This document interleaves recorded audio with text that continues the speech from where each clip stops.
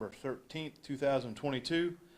We will be showing some in-car dash cam video of the events from yesterday. This video has been slightly edited for the graphic content, but no sound has been removed. Okay, and that will be shown right here on the screen, and later on today that'll be available on our social media YouTube page. Speaking today is Sheriff Kevin Tolson, spelling is Kevintolson, and Coroner Sabrina Gast, her spelling is Sabrina Gast. With that said, Sheriff Tolson.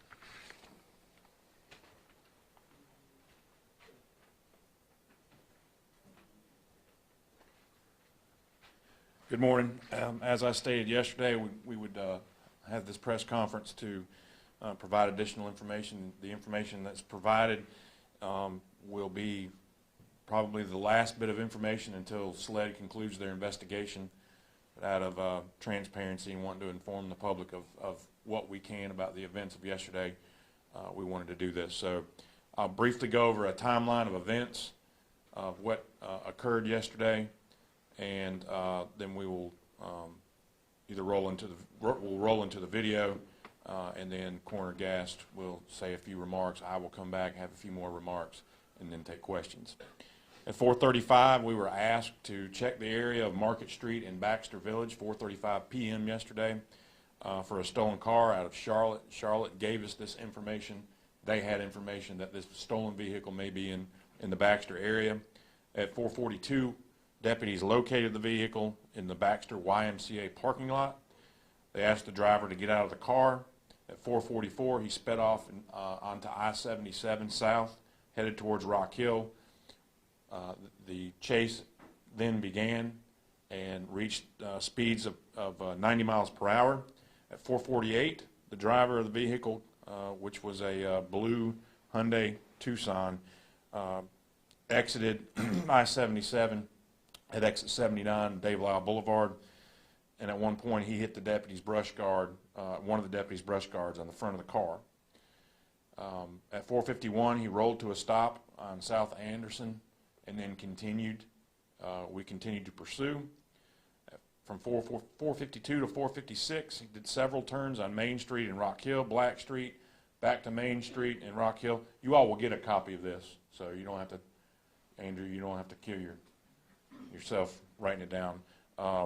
Anyway, 4:52 to 4:56, several turns on the Main Street, Black Street, back to Main Street to Constitution Boulevard, and then back to Main Street.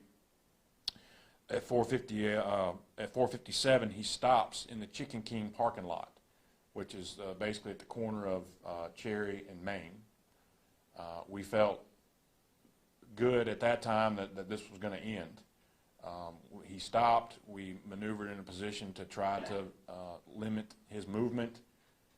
The deputy that was behind him gets out of his vehicle, starts to issue commands, and this individual decided that this chase was not over. He had ample opportunity to stop at that point, be arrested, taken into custody without any further incident, but he chose not to. So at 4:58, he turns into the CVS parking lot on Cherry Road. At 4:59, the deputies radio that shots had been fired. So that's the timeline. I will go ahead and tell you who the deputies are. Senior Deputy Corey, Korey, Weedow, Wedow. He's the deputy who fired 3 shots. He was hired as a detention officer in 2015, and he transferred to the Enforcement Division as a deputy in 2018. The other deputy involved in the parking lot and in the pursuit is Corporal Lucas Frame, Lucas Frame. He was also hired as a detention officer in 2012 and transferred to the Enforcement Division as a deputy in April of 2019. You will also have that information printed. And now we'll hit the lights and watch some video.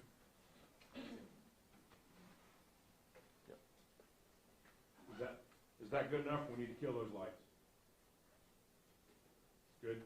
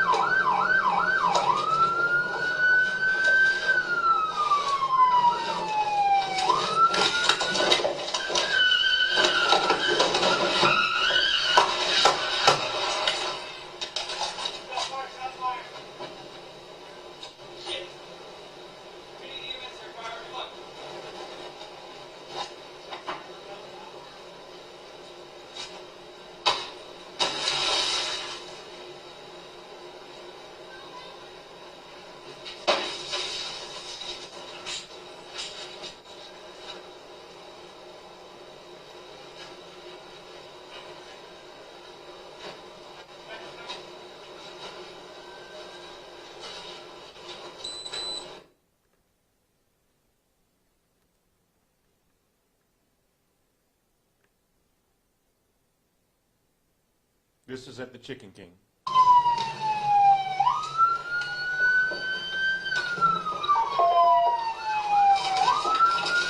Chicken King restaurant right now. We're in the parking lot, trying to find where you can go.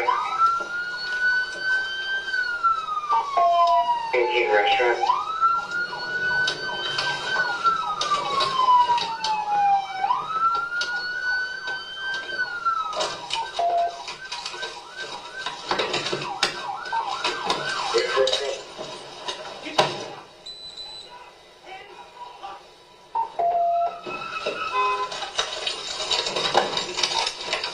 Chicken King right by the D3 office.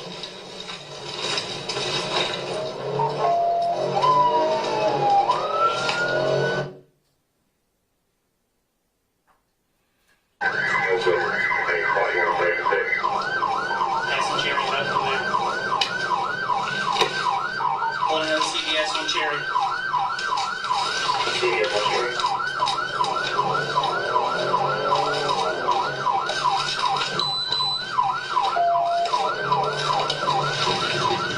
Got it locked in.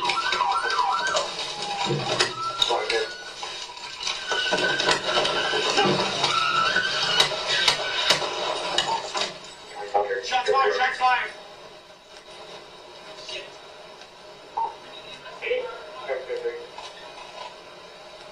Shots fired, but no fouls. Shots fired.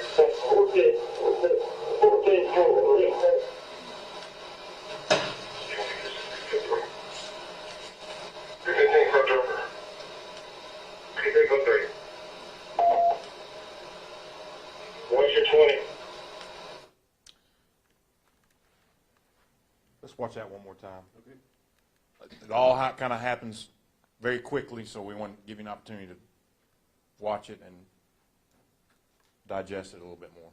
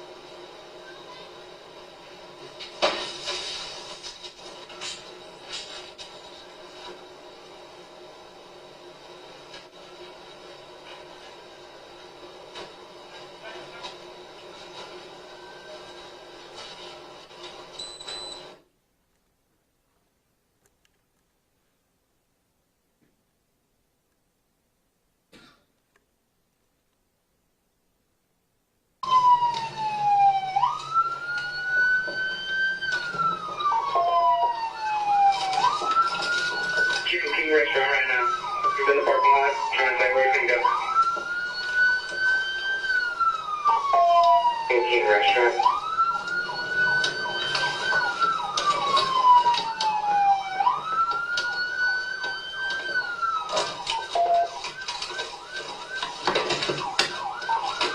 Wait for it.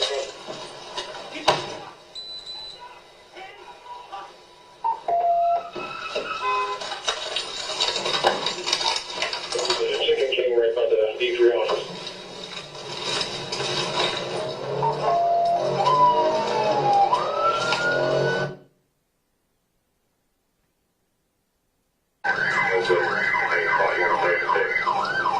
That's on Cherry. Up from there. Pulling another CBS on Cherry.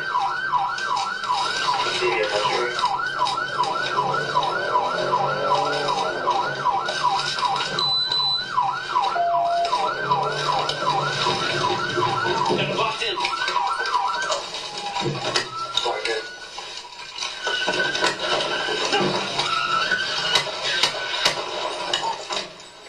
Shots fired. Shots fired. Shit.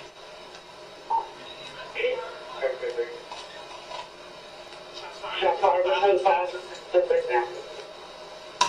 Shots fired.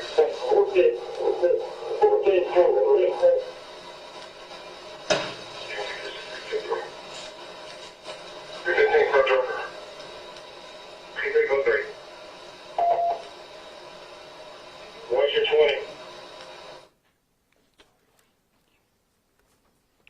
We'll have an opportunity for questions shortly. Good morning, everyone. After this chase stopped yesterday afternoon, EMS and paramedics responded to the scene. We have a gentleman by the name of Tyshawn Malik Benjamin, age 25, date of birth 10/24 of 1996, from Wendell, North Carolina, was transported by EMS to Piedmont Medical Center in Rock Hill, where he was later pronounced deceased. He died from gunshot wounds. At this point in time, we are not able to release where those are due to the investigation that is ongoing.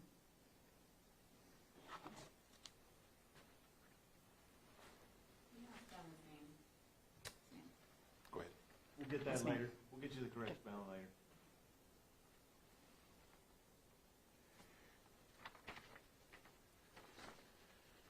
Mr. Benjamin was 25 years old, as the coroner announced. I want to briefly go over his criminal history. It appears that his criminal history began fairly recently in 2021, where he was charged with possession of a stolen motor vehicle, unauthorized use of a motor vehicle, second-degree trespass, felony possession of cocaine, another second-degree trespass, a larceny, resisting a public officer, possession of drug paraphernalia, felony possession of a Schedule II substance, larceny, resisting a public officer, a felony probation violation, felony possession of another Schedule II substance, larceny, driving while license suspended, casual exchange, Schedule II, larceny of a motor, this is in 2022, larceny of a motor vehicle, conspiracy to commit felony larceny, possession of stolen goods, simple possession of marijuana, driving while suspended, and improper display of tags.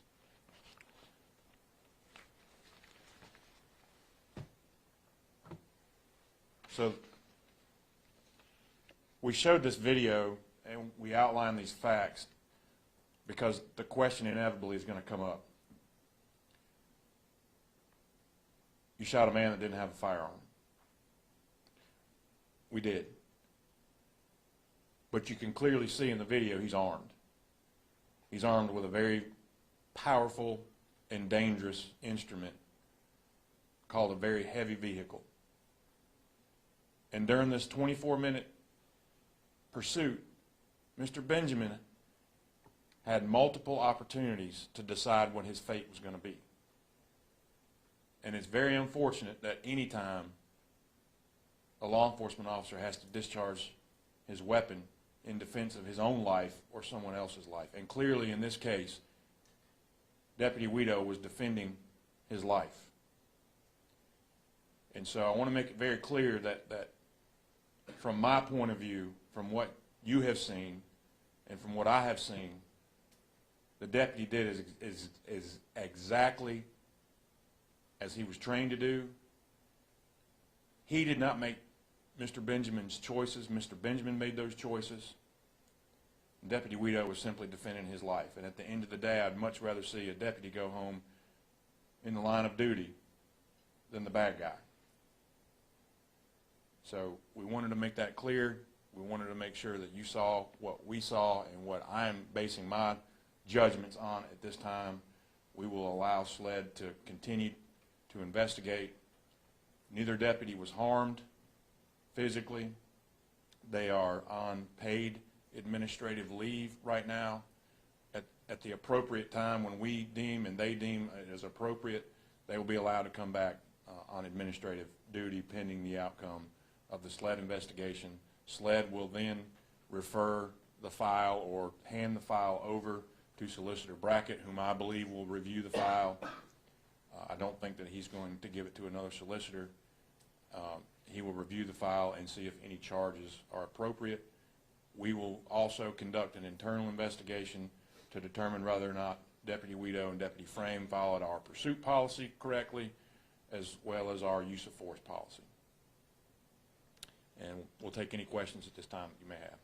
Sheriff, yesterday you had mentioned that at one point it seemed that the suspect put his hands up and appeared to be giving up. At what point did that happen in those videos that we saw?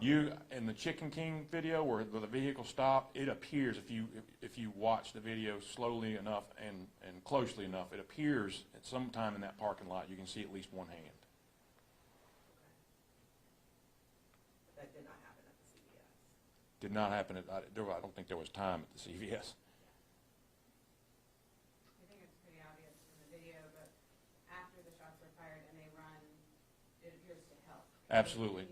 So you see Deputy Frame pulls out his ASP baton, breaks the window in an attempt to render aid, and that's what they did until EMS got there. They got him out of the car and rendered life-saving aid. Talk about the speed at which your brain has to flip from this person's basically attacking me to now I'm going to help them. It's like flipping that light switch. It's what they train to do, and you know, you train, and then when it's real life, it just automatically happens. Andrew? Sheriff, Mary Andrew Dice from the Herald. Can you talk a little bit about, you mentioned yourself, the Sheriff's Office police pursuit policy. You mentioned 90 miles per hour down Interstate 77, Anderson Road downtown, other areas. It was rush hour. You can see from the dash cam videos that there was heavy traffic on all these roads. Was there, whether it's in your opinion or in the opinion of the Sheriff's Office at this time, an opportunity to end the pursuit? Was the decision proper one to pursue this guy from a different jurisdiction? Was there ever an opportunity or a decision to be made during the chase or pursuit to end it and come back and seek this guy?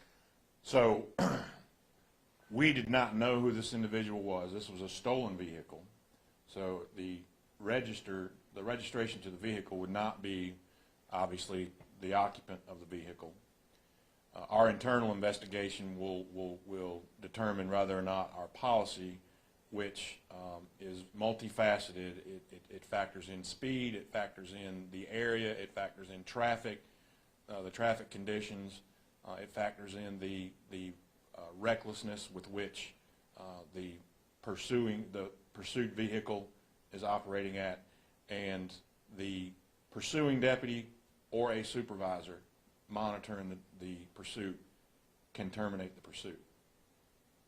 I will say, based on Mr. Benjamin's criminal record and his actions yesterday, I submit he was a dangerous individual. And we're not going to not pursue dangerous individuals. I think that we have some areas of the country and some agencies have gotten away from that. And we're seeing some of the biggest spikes in crime that we've seen in this country. And so we as a system, and by system I mean criminal justice system, need to put every effort into combating crime. And stealing cars is dangerous and reckless. And he could have stopped at that. But trying to harm deputies doing their job can be deadly. And unfortunately, in this case, that's how it ended. I know you guys can't tell us where, but can you tell us how many of the shots happened?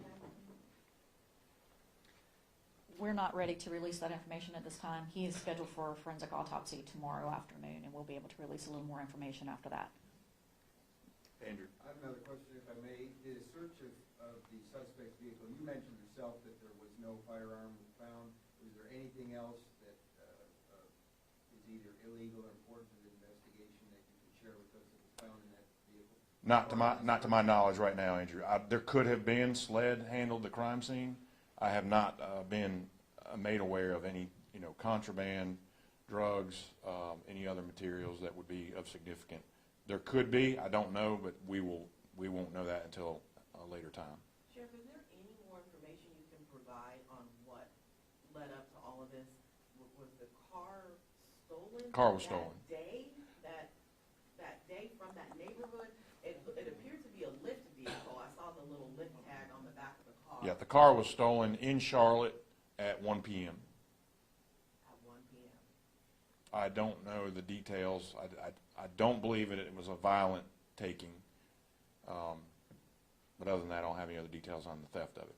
It wasn't a carjacking or some incident that, No. that there was propulsion of events, chain of events going across the state? No. So when you guys found him in the Baxter Village area, what was going? Can you explain a little bit more of what was going on? Like, was he just kind of aimlessly driving around? Was this escalated when the pursuit happened, or was he already just kind of driving crazy before you guys got to him? No, we don't have any information that he was driving recklessly before the pursuit, and he was found in the parking lot of the YMCA in Baxter. Why he was in the parking lot of the YMCA in Baxter, I don't know. So he was in the vehicle, And sitting. yes, he was ordered out, and that's when he decided to flee. How long was the pursuit? 24 minutes. Started at 4:35 and ended at 4:59. Distance? Has anybody calculated the distance? Fort Mill to Rock Hill. Well, Fort Mill to Rock Hill and back and forth in Rock Hill a little bit. Probably 12 to 15 miles. Sheriff, I have another question, if I may. The jurisdictional part, it started in the county, the unincorporated part of York County, almost in Fort Mill, but not. Came onto the highway, and then was in the city of Rock Hill. Was the Highway Patrol, Transport Police, or Rock Hill Police Department, were they notified that this was going on? Did they offer to assist with roadblocks or some other stop sticks or things that you often use? Or was this solely a York County Sheriff's Office pursuit? Kind of a combination. I do know that Rock Hill Police Department and the Highway Patrol were aware. They, to my knowledge, at this point, did not have an active role in any way whatsoever with the pursuit. Sheriff, do you know why in the Chicken King parking lot, I don't want to say that the situations were similar, but it's, in similarities in the sense that he was still trying to get away in the Chicken King parking lot and the CVS parking lot. So it was clear like guns were drawn and the situation was kind of volatile, but do you know why in that Chicken King parking lot there wasn't I guess the decision to shoot then, or Yeah. just why it was a choice of, okay, we're going to continue pursuing him? So in the threat continuum, the force continuum, it did not rise to the level that a deputy's lives were in danger. He hadn't rammed a vehicle. He hasn't drove towards a deputy in a threatening manner, and clearly at the CVS you can see that's not the case. We blacked out the video, but if you listened shortly before the shots were fired, tires were squealing. what his intention was to get away? Was his intention to harm the deputy? Was his intention both? I don't know. But clearly his actions put Deputy Guido's health and life in a very clear danger. And his actions, in my opinion, were extremely appropriate. One more question. This is the only officer-involved shooting you guys have had this year, right? Yes. I'm sorry that I have to think about that. It's okay. This is 9 since my tenure began. But one this year, 2020. So the Laura Bree, she had her hand up. Chase Payne location, they obviously didn't know he was going to run, but there was space to let him run. Is there anything in hindsight, when you watch that video, you guys are like, oh, had he been for it, would it have stopped him, or it's hard to know? Well, you know, based on what happened at CVS, I don't think it would have stopped him, and we may have had a similar situation in a more densely populated area. So that's just a game day call by the deputy as to, you know, how where it ended at the CVS was kind of a funnel, and that seemed to be the most appropriate time in a parking lot where you've really got somebody isolated to sort of try to box them in. And as you can see, even having him boxed in as much as we did there, he still decided to continue to try to flee.